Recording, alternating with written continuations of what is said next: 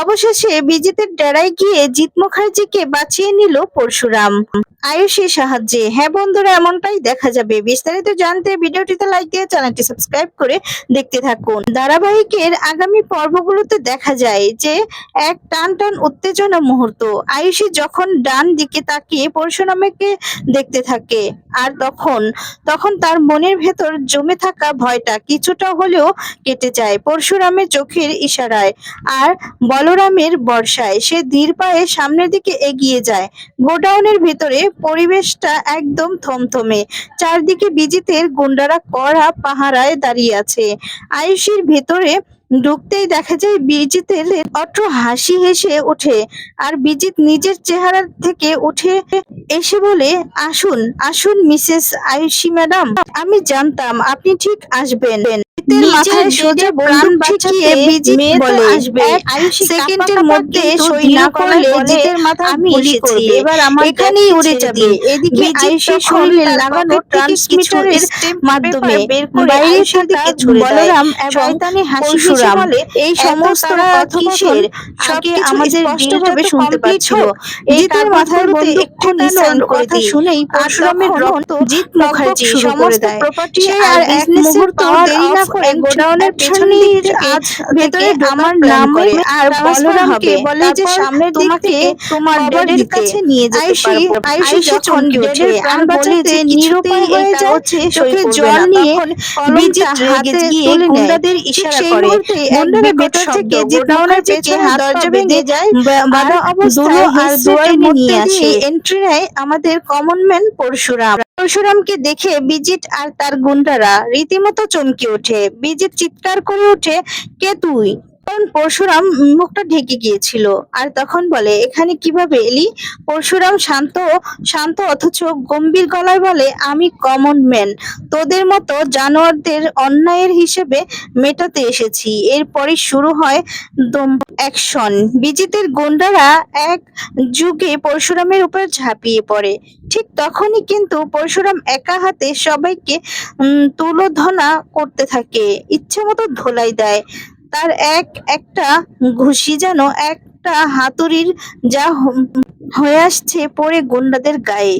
ঠিক সেই সময় বলরামও সামনের দিক থেকে দরজা দিয়ে ভেতরে ঢুকে পড়ে এবং নিজের বন্দুক বের করে আয়ুষী আর জিৎ মুখার্জির কভার দেয়। বিজিত পরিস্থিতি ব্যাগতি দেখে সেখান থেকে পালানোর চেষ্টা করে, কিন্তু পরশুরাম এক লাফে গিয়ে বিজিতের কলার চেপে ধরে, শূন্যে তুলে ফেলে একদম। পরশুরাম বলে, জিৎ মুখার্জি আর আয়ুষীর দিকে এর পর থেকে যদি চোখ তুলে তাকালে তোর চোখ আমি উপরে নেব। এটা আমার পরশুরামের ওয়ার্নিং, মনে রাখিস। অন্যদিকে মুখার্জি বাড়িতে তখন চরম অশান্তি চলছে। এরপর দেখা যায় ডুকরে ডুকরে কাঁদছে আর আরাধ্যাকে জড়িয়ে ধরছে। বাড়ির পরিবেশ একদম থমথমে। ঠিক সেই সুযোগে বাবিল আড়ালে গিয়ে জিৎকে ফোন করে খবর দেওয়ার চেষ্টা করে যে ভূমিকা পরশুরামের সাহায্য নিয়েছে, কিন্তু বাবিল ফোনটা কানে ধরতেই পেছন থেকে ভূমিকা এসে তার হাত থেকে ফোনটা কেড়ে নেয়। ভূমিকা কড়া গলায় বলে, কাকে ফোন করেছো বাবিল? বিজিতকে খবর দিচ্ছ তো? আমি সব জানি। বাবিল ঘাবড়ে গিয়ে আমতা আমতা করে বলে, কি বলছো? আজে বাজে কথা বলছো। আমি তো এমনি একজনকে কল করেছিলাম। কিন্তু ভূমিকা আজ আর কাউকে ছাড়ার পাত্রী নয়। সে সবার সামনে বাবিলের আসল রূপটা তুলে ধরে। ভূমিকা দীপালি, প্রার্থনা আর দেখা যায় ত্রিপর্ণার সামনে দাঁড়িয়ে স্পষ্ট করে জানিয়ে দেয় যে বাবিল আসলে বিজিতের হয়ে স্পাইগিরি করছে আর সে বিজিতের ডান হাত। ভূমিকা বলে, আজ যদি তুমি আয়ুষী আর জিতের কিছু হয় তাহলে আমি তোমাকে নিজের হাতে পুলিশের হাতে তুলে দেব। প্রার্থনা আর দীপালি এই কথা শুনে হতবাক হয়ে যায়। পরিবারের দেখা যায় যে নিজের ছেলেই যে এমন বিশ্বাসঘাতকতা করবে সেটা কেউ স্বপ্নেও ভাবতে পারেনি। গোডাউনের বিজিতের সব অহংকার তৎক্ষণেই ধুলে মিশে গেছে। বলরাম পুলিশ ডিপার্টমেন্ট খবর দিয়েছে। তটিনী গাঙ্গুলি আর ফোর্স নিয়ে সেখানে পৌঁছানোর আগেই পরশুরাম সেখান থেকে নিঃশব্দে বেরিয়ে যায়, কারণ সে চায় না তার আসল পরিচয় বা চেহারা এক্ষুনি সবার সামনে আসুক।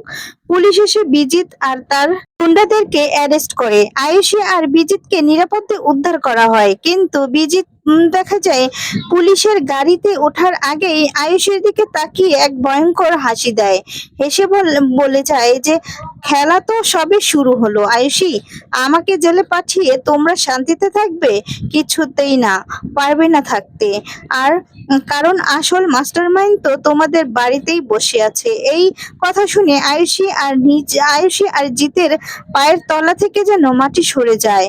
কে সেই মাস্টারমাইন্ড?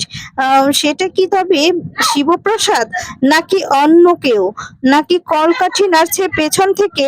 এই সমস্ত রহস্যের জট খুলতে দেখা যায় আগামী পর্বগুলোতে দেখা যেতে পারে। তো বন্ধুরা, আজকের পর্বটি তোমাদের কেমন লেগেছে কমেন্টস করে জানিয়ে দাও। পরবর্তী আপডেট পেতে চ্যানেলটি সাবস্ক্রাইব করে পাশে থাকা বেল বাটনটি অন করে দাও।